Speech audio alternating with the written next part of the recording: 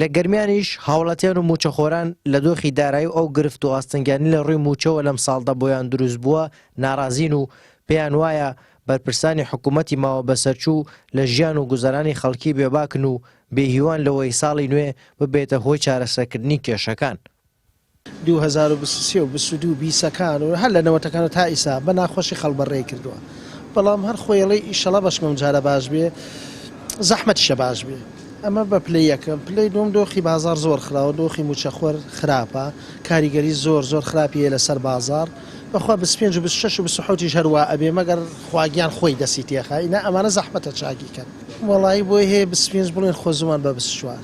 موچە بەعام ئەگەر بێت بۆ قازانجی گشتیە هەرچی موچەخۆرشی و هاوڵاتی و دوکانداری بازار هەیە تاواوکەری یەکن کە موچەژنایەت تەسیرات و سلبیاتی زۆر لەسەر کۆمەڵگا لەبەرەوە بێبازاری بێموچەی وای لێ کردە زۆربەیش لە ناو کۆمەڵگا کاڵ بۆتەوە وەکو قیەم ئەخلاق ڕازگۆیی بەس بێموچەی بێبازاری بێکاسبی دەستدا بۆ هەموو شتەکان ئاسوودیتیان نایڵێ هەموو شتێک ئاسوودێ بێتەوە هەموو شتێک ئەتوانێت شتێ بکات.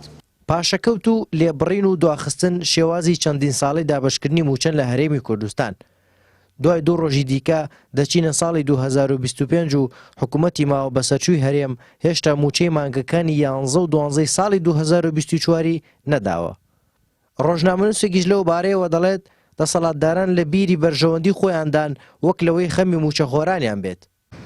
ئەوەی تێبینیە کرا لە ماوەی ساڵی ڕابردوودا ساڵ لە هەرێمی کوردستان ئەم ساڵ دەمانگ بۆ جارێت تاکو ئێستا ئەوە ئێمە ڕۆینە ساڵی تازەوە وەزعی موچەخۆر بارودۆخی موچەخۆر کارمەندان مامۆسایان بەڕاستی جێگەی داخە کە ئەو برادرانەی ئێمە لە حکوومەت شارەزایەوە نەبوونەکە یاخود دڵسۆز نەبوونە یاخود بە هەر شێوەیە لە شێوەکان خەمی بەرژەوەندی خۆیانیان بۆ زیاتر وەگەوەی کە خەمی موچەخۆریان بێت.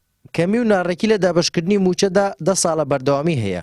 کابینەی نۆیەمیش کە لە ئێستادا لە دۆخی بەرسەرچووندایە بڕیار و بەڵێنەوە بوو کابینەی سفرکردنەوەی کێشەکان بێت، بەڵام نەیتوانیوە لەو ڕۆوە دۆخی خەڵکی بگۆڕێت و هەر بەڵێن دەدات و نایباتە سەر.